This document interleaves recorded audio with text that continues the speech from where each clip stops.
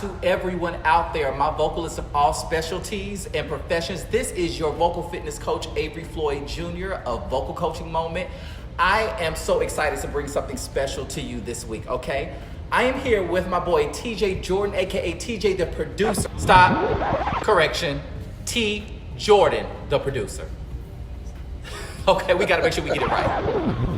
He is an audio engineer, a music producer, a musician, a rapper, a singer, songwriter, and primarily I'm getting the audio producer, audio engineer's perspective of the things that we need to know as vocalists before we walk our tails, our asses into those sessions, so we can stop wasting time and we can stop wasting money.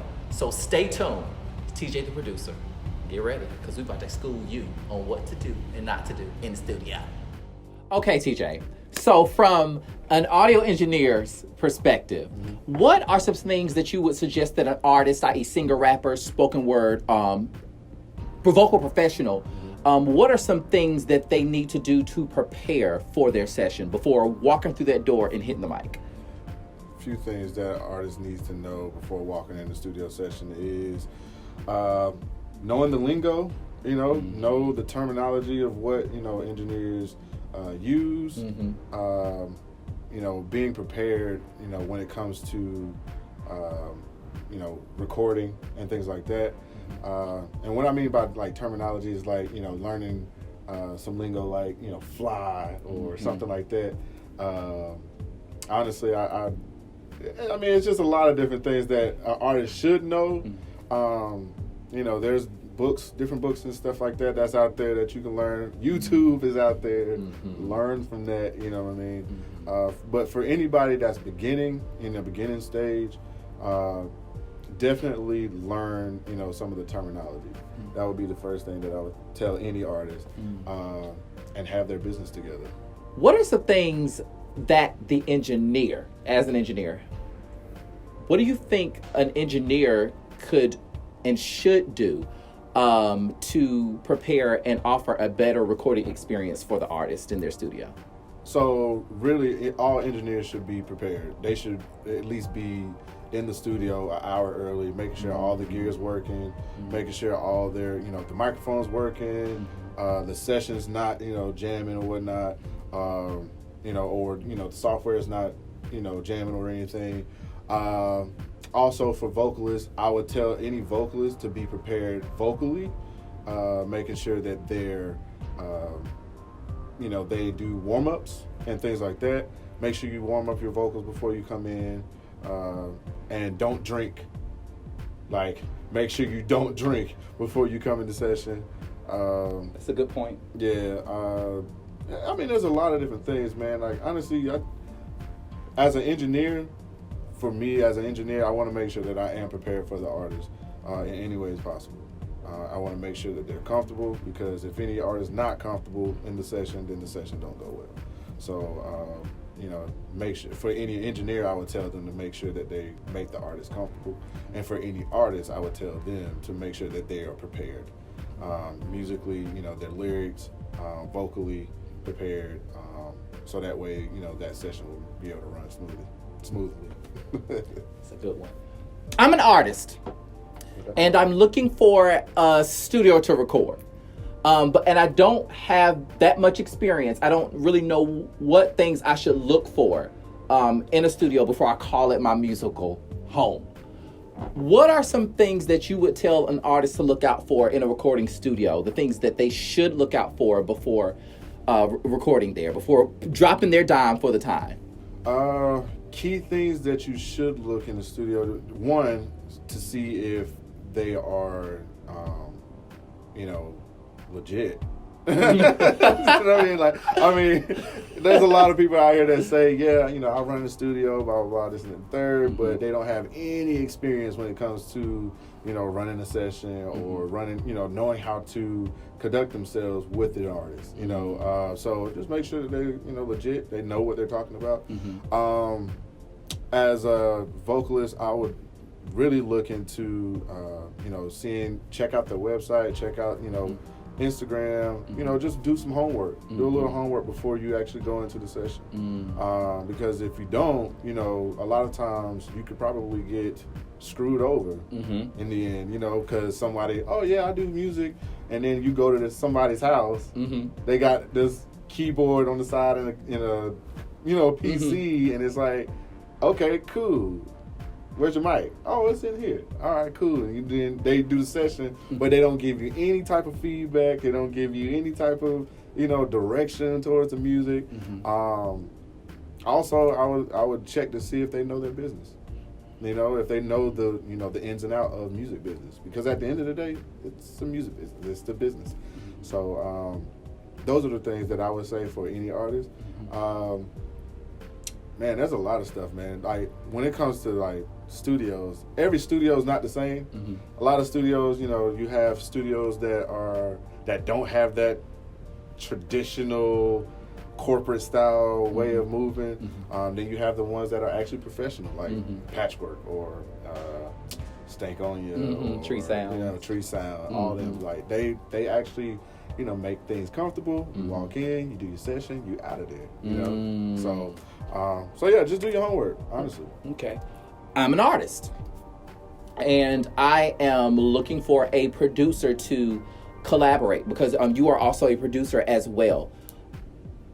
What are some things that are super important when collaborating and looking for a studio and a producer to collaborate with when you're bringing your music to someone and you want to create a beautiful bed of soil to provide the flower that is the vocal? You know, what are some things that an artist should think about when they are going to collaborate with a producer? Honestly, I feel that happens. The artists actually gain that experience or gain that knowledge when they actually work with the producer. Sometimes, you know, chemistry, you can base your chemistry after you work with the producer, but you don't really know how they would interact with you or anything as an artist. Like if I'm an artist and I work with, you know, Teddy Riley or I don't know, Timbaland. Teddy Riley has a different style of production or how he produced than Timbaland does. Yes. You know, so if I'm working with either one of them, you know, for me, I'm going to see what best suit or who best suits me. You know what I mean? Personality wise, how I conduct business with them, how they conduct business, all of those things, all of those elements matter. But you can't really gauge them by, you know, first glance or, you know, first session or anything. You know, anything like that. So you'll gain that over time. What I will say is with, you know, an artist, finding out most producers that you're working with, see the type of style of music that they produce. You know, check them out on their website, check them out, you know, on their social media feed, see what they're talking about. What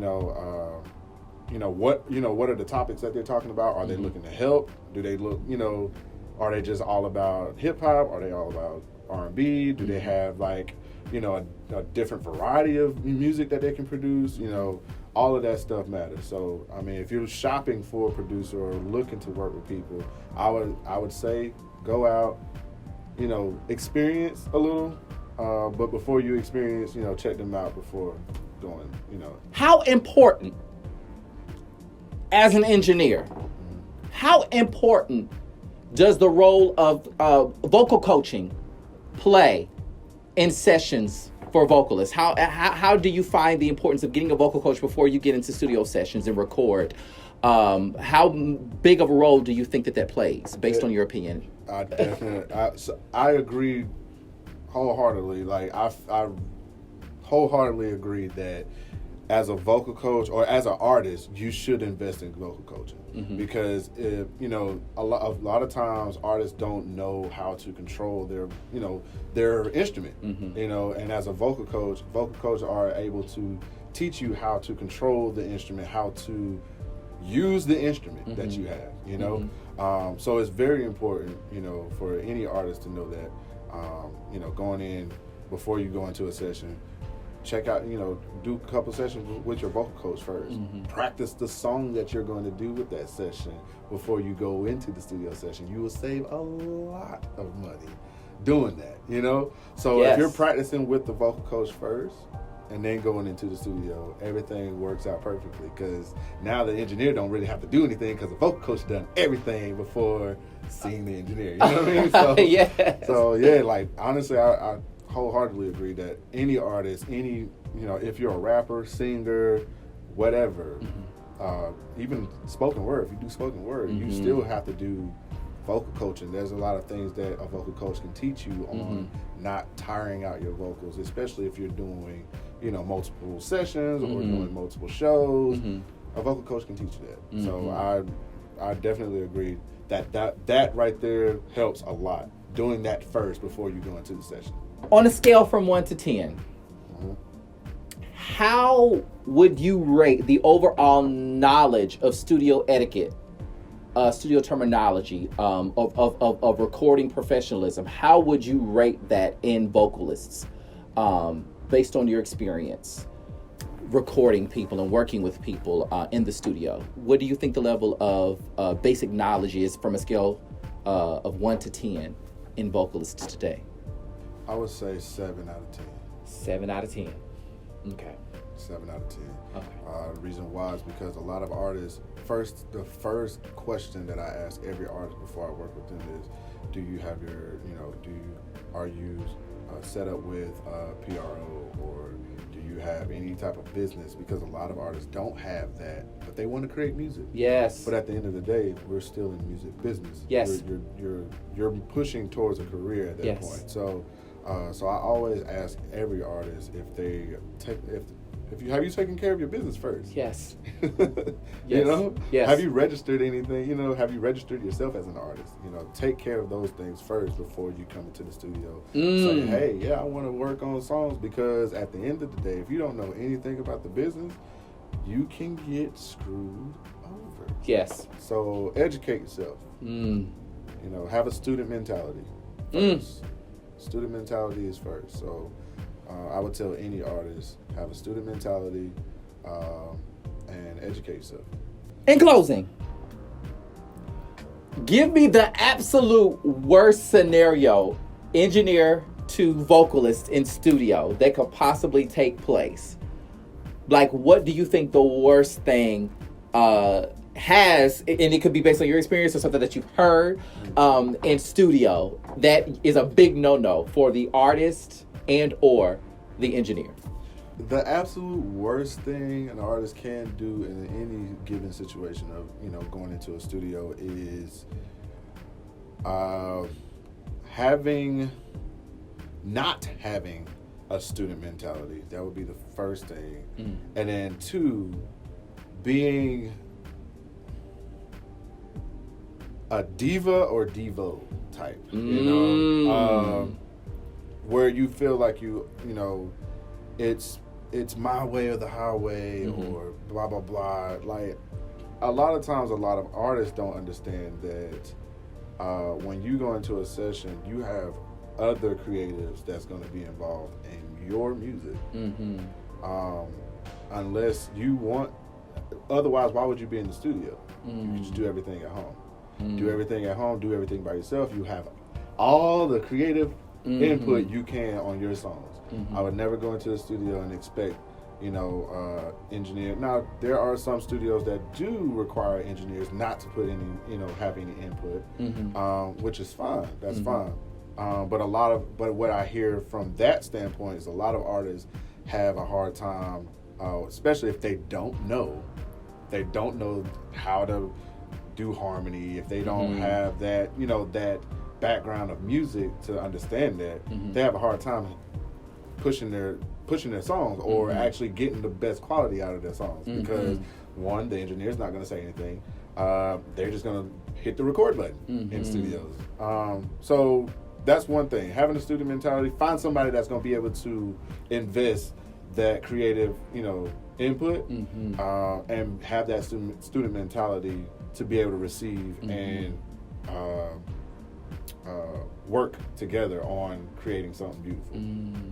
Well, I honestly, I just want to tell you, thank you so much for your time and your expertise, because there are things that vocalists need to know. And thank you for providing that so that you can help to make a better creative experience for all the vocalists out there. So my goodness, thank you so much, TJ. Wow, thank you for inviting us in your home. Please let everybody know where they can reach you, what you do. Just let them know. Just let them know. They gotta know. I'll just start with, my name is TJordan. Born and raised from Anderson, South Carolina. North Carolina, we say. Yeah, man, doing a lot of different things. Been in music production for about 14 years now. Music production, audio engineering. I'm a host on my own podcast, which is called Indie Class Radio. Yes. Learning, marketing and promotion. I do a lot of different things. I put my hands on a lot of different things, but mainly it's just production. You can find me on Instagram, which is TJordan the Producer. Also, you can find our company website, which is aclassproductions.net. You can be able to book your sessions if you got anything, or if you want to learn anything, just DM me in my Instagram, and I will be able to reach out and teach you a little things, or here and there, or two, whatever. Yes. So yeah. There it is, y'all. Y'all know what to do. Get it done.